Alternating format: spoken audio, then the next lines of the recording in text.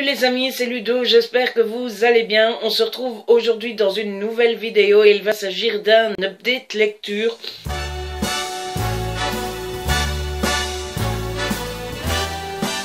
Et déjà dans le vlog, j'ai mis une petite lumière là. J'espère qu'elle ne dérange pas et qu'elle fait bien son travail.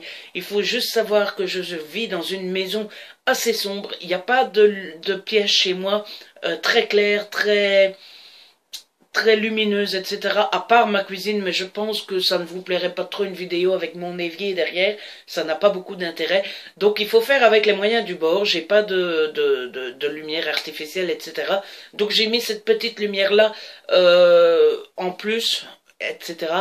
Et voilà, il faut faire avec. Il fait très sombre, il fait très gris. Il y a du brouillard aujourd'hui. Mais voilà, il faut que je vous tourne des vidéos, il faut que je le fasse quand j'ai du temps libre et quand il y a moyen. Et aujourd'hui, j'ai du temps libre et il y a moyen, donc il faut faire avec les moyens du bord. N'hésitez pas évidemment à me dire en commentaire si ça vous dérange, si c'est bien, si c'est mal, si c'est encore pire qu'avant, etc. Sans lumière, ça donne ça. On voit pas grand-chose. Donc n'hésitez pas à me donner votre avis. Alors aujourd'hui dans le petite lecture de quoi on va parler, je vais vous parler là maintenant tout de suite pourquoi attendre des lectures que j'ai fait lors du dernier week-end à 1000. Vous l'aurez peut-être pas tout de suite mais je le tourne, on est lundi quoi, donc c'est tout de suite, même si pour vous ça ne le sera peut-être pas. Et puis d'un bouquin que j'ai lu le mois passé mais qu'il est grand temps que je vous en parle, et il s'agit d'une braise sous la cendre chez PKJ. On va arrêter de parler, on va commencer tout de suite. Alors, le premier livre que j'ai lu pendant le week-end à 1000, il s'agit de The Team, tome 1, Compétition. C'est écrit par Linda Escher et c'est aux éditions Harlequin dans leur collection EH. J'ai extrêmement bien aimé cette romance et j'ai passé un vrai bon moment en le lisant. Ici, c'est l'histoire de Samantha, qui est une jeune hockeyeuse qui est très douée, mais malheureusement il n'y a pas de place pour les femmes dans le métier d'hockeyeuse. En fait, il n'y a pas de grande ligue féminine, donc il n'y a pas moyen de devenir star en étant hockeyeuse. Et pendant des années, elle a été fâchée là-dessus, elle en avait marre, etc. Et finalement, elle s'est fait une raison, elle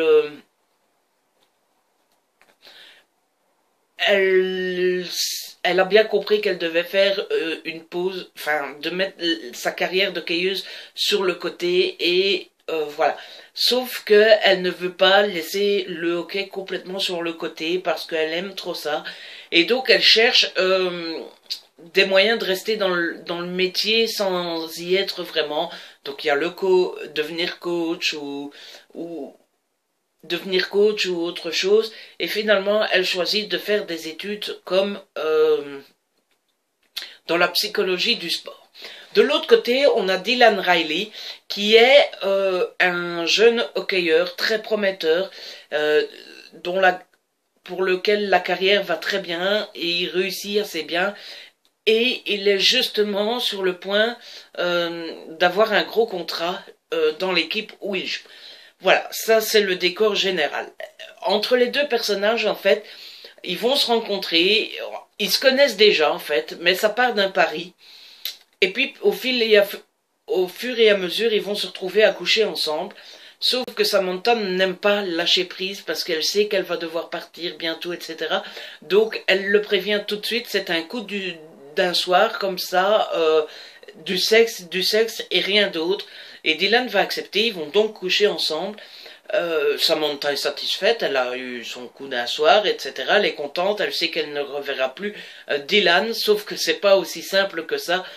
Quelques jours après, le coach de l'équipe de Dylan va appeler Samantha et lui proposer de coacher Dylan, parce que Dylan est très prometteur, mais il lui manque encore ce petit quelque chose pour vraiment être le meilleur.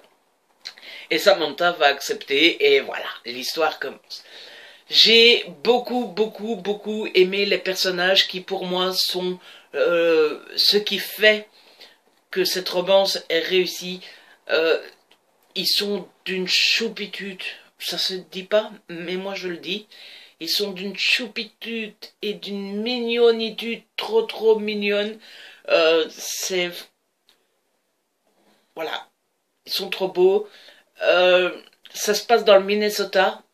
C'est assez rare finalement que ça se passe dans cette région-là. C'est un État dans le nord des États-Unis, dans les États du lac. Ça se passe dans le milieu du hockey, c'est assez rare aussi. Euh, et voilà, et puis les blagues entre Dylan et ses coéquipiers, ces blagues avec Samantha, le style est très addictif, l'auteur arrive à nous tenir en haleine plusieurs fois. Bon, évidemment, il y a toujours ces codes de la romance, par exemple la séparation, le je peux pas m'engager parce que je vais bientôt pouvoir partir, etc. Ça m'agace toujours autant.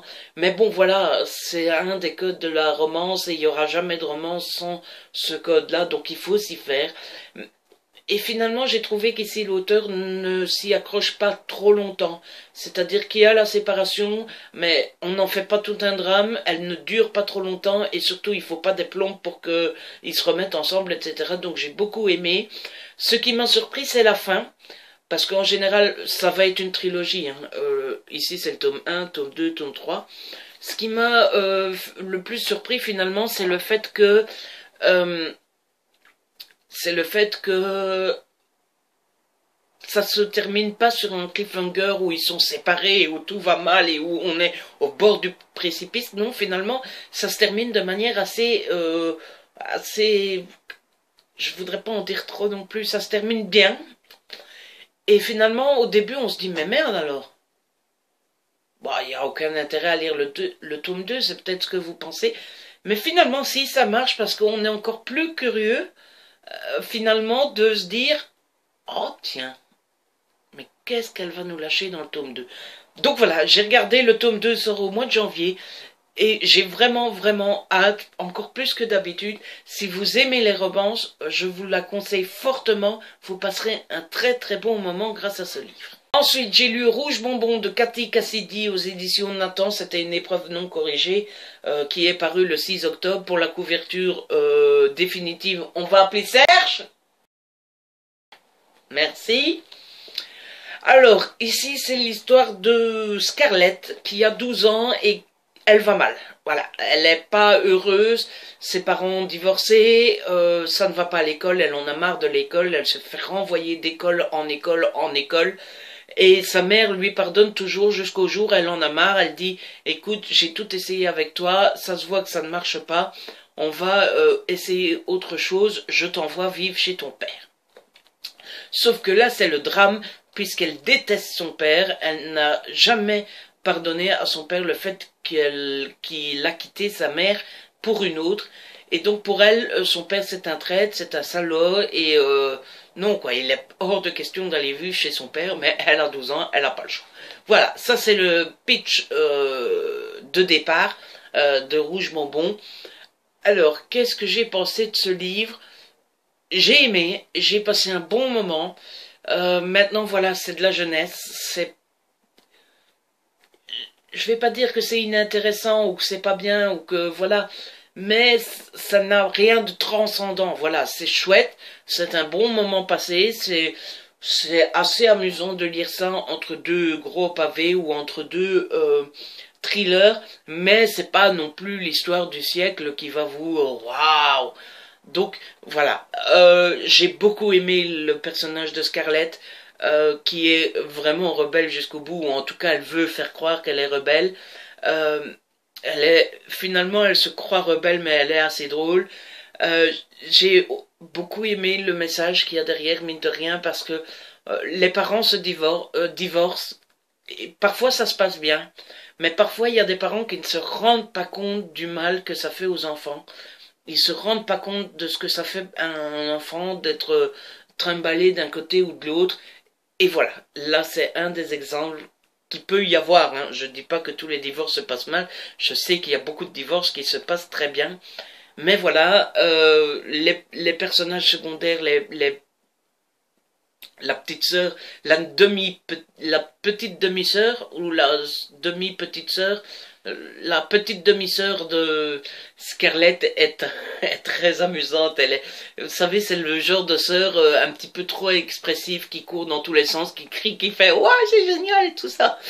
Euh, le personnage de Kian, qui est un des nouveaux amis de Scarlett, est assez touchant et est assez important, mine de rien, dans l'histoire, parce que c'est lui qui arrive à canaliser quand même un petit peu Scarlett et qui arrive à lui dire arrête tes conneries, t'en as déjà assez fait, commence à vivre vraiment et profite de tes parents, etc.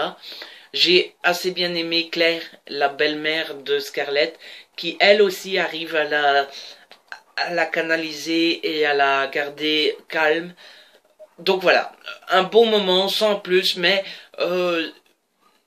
toujours agréable à lire entre deux gros pavés. Ensuite, j'ai lu The Girl at Midnight aux éditions PKJ. Alors, ce livre, je vous l'ai déjà dit, les PKJ, j'ai toujours envie de les lire, mais je les achète rarement. Tout simplement parce que j'ai toujours peur. En général, ce sont des genres qui ne sont pas mon genre de prédilection, et c'est le cas avec The Girl at Midnight, qui est quand même assez fantastique. Et vous le savez, moi, fantastique, j'en ai presque pas lu, et donc voilà, j'y vais encore avec tâtonnement.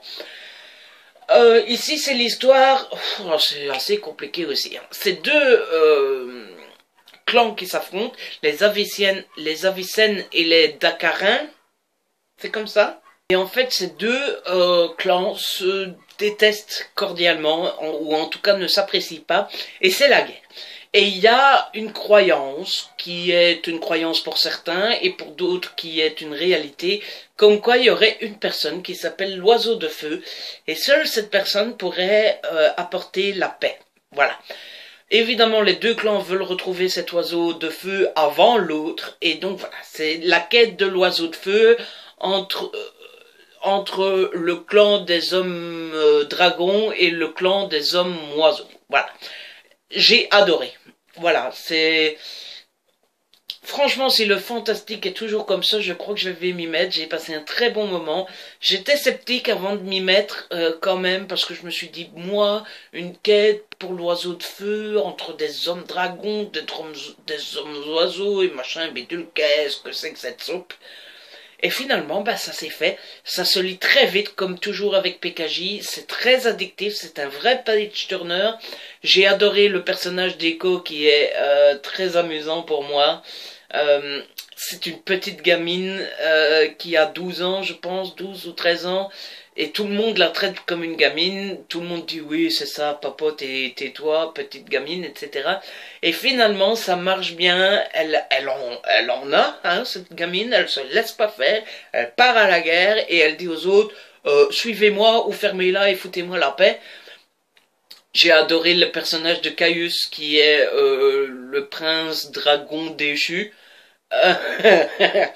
Finalement, il se plaît encore plus en cavale que comme prince. Et alors, il y a le personnage d'Ivy qui est très touchante. Tous les personnages sont touchants à leur manière. Il y a Tanis, je crois que ça se prononce comme ça, qui est la grande méchante de l'histoire et qui est quand même assez, ah bah oui, méchante. Pour une méchante, ça tombe bien. Et puis, il y a le personnage de Dorian et de Jasper. Jasper m'a fait rire, surtout avec les premiers pas qu'il fait avec le personnage de Dorian. Je les ai trouvés aussi marrants que touchants. Je veux pas vous en dire de trop, je ne vais pas vous en dire plus là-dessus, mais je suis sûr que Jasper arrivera à vous faire rire. Et puis voilà la fin. Je pense qu'il y a un second tome. Il me semble que j'ai vu ça sur Twitter chez Carole, qui l'a déjà lu. La fouineuse, je pense pas qu'elle l'ait déjà lu. Mais il y a un second tome. C'est vrai que la fin de celui-ci n'est pas frustrante parce que c'est pas une vraie fin. C'est une fin ouverte, mais c'est une fin qui aurait pu suffire à elle-même. Voilà. Quoique non. Mais c'est pas une fin frustrante dans le sens où on n'est pas en plein milieu d'un combat et puis à suivre. Non, la fin est assez ronde, assez finie. Je sais pas comment dire ça. Donc ce qui fait que oui, on est curieux de lire le tome 2, mais on n'a pas, je suis pas au point non plus de me jeter dessus. Donc je pense que je vais attendre bien sagement que le tome 2 soit à ma bibliothèque, puisqu'il vient de la bibliothèque, je vous l'ai pas dit, mais voilà, bibliothèque de Tubis. Mais j'ai passé un excellent moment, et merci PKJ de me faire découvrir la fantaisie comme ça. Et enfin, le dernier livre que je vais vous présenter, c'est Une braise sous la cendre de Sabaa Tahir, toujours chez PKJ, toujours de la fantaisie. Et oui, je m'y suis mis grâce à PKJ. Merci PKJ. Alors, Une braise sous la cendre, je le voulais depuis qu'il était sorti. Il me faisait extrêmement envie, mais encore une fois, j'avais pas envie de le payer plein pot. Parce que c'est pas mon genre de prédilection et que j'ai encore du mal à sortir mes sous pour ce genre-là. En sachant que voilà, avec The Girl at Midnight, j'en ai lu 2. Je suis pas encore sûr de vraiment aimer ce genre pour investir largement là-dedans. Surtout qu'ils sont à 18,90 en France, en Belgique ça doit être 19,40, un truc comme ça. Bon, ici il est gros, ça vaut la peine, mais quand même. Et finalement, je l'avais trouvé au troc en occasion à 3 euros. Voilà. Je vous laisse deviner ma réaction quand je l'ai vu au troc à 3 euros. Hein. Il n'y aurait pas fallu qu'il y en ait un qui essaye de me le piquer parce que il aurait eu mon poing dans la gueule. Pardon, mon poing dans la figure.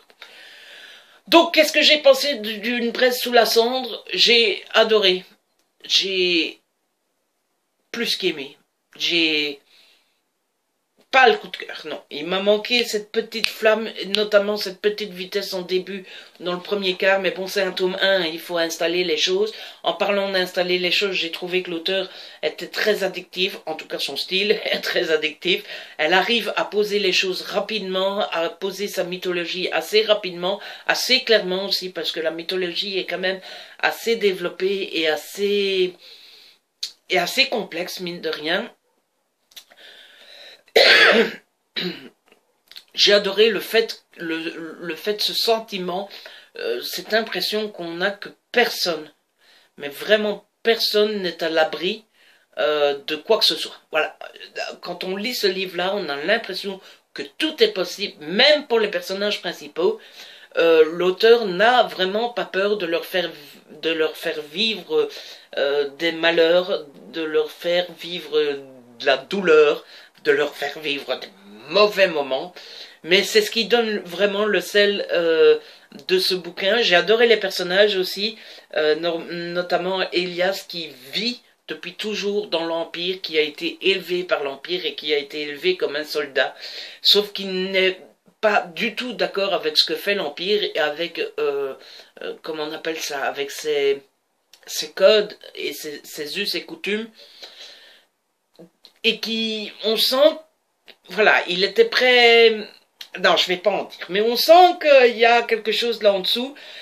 Elle, H-E-L, je crois que c'est Hélène, mais je ne suis pas sûr. En tout cas, on l'appelle toujours elle. Moi, j'ai retenu elle. C'est tout le contraire. Elle est à fond dans l'Empire, elle est à fond dans les règles, elle est droite, quoi. Même si on sent qu'elle est quand même un petit peu malléable parce qu'elle est amoureuse d'Elias. Mais voilà, elle c'est comme ça, et Elias, tu fermes ta gueule et tu fermes ta bouche et tu fais ce qu'on te dit. Et puis il y a le troisième personnage principal, pour moi c'est Laia. C'est Laia ou Leia? Laia. J'ai du mal avec les prénoms, ça devient saoulant à force. C'est Laia qui... Comment ne pas citer Laia dans cette histoire qui est la plus courageuse, qui n'a rien demandé à personne, qui n'a rien pour se battre finalement, parce que c'est pas parce que c'est une fille qu'elle n'a rien pour se battre, mais c'est une petite fille menue qui n'a jamais appris à se battre, qui ne s'est jamais battue, etc.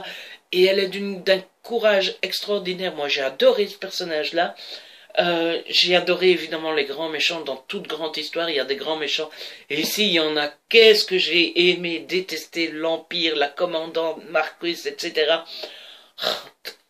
Tout est réuni pour passer un excellent moment. Et puis